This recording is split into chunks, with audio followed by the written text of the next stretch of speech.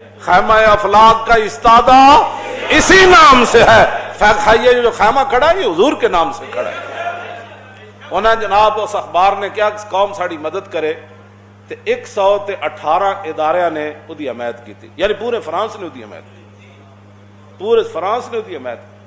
اور تسی ایتھے حضور جڑا فرانس دے خلاف جلوس کڈے تسی انہاں دے خلاف تسی لبیک واسطے تیار کرو اپنی فورساں. ہاں جی بھائی انہاں نوں جناب کیوں جی لبیک دا نعرہ کیوں ایتھے لگ رہا ہے؟ اے تے لگنا ہے, اے تے لگن توجہ توجہ توجہ تو اے تے لگنا ہے.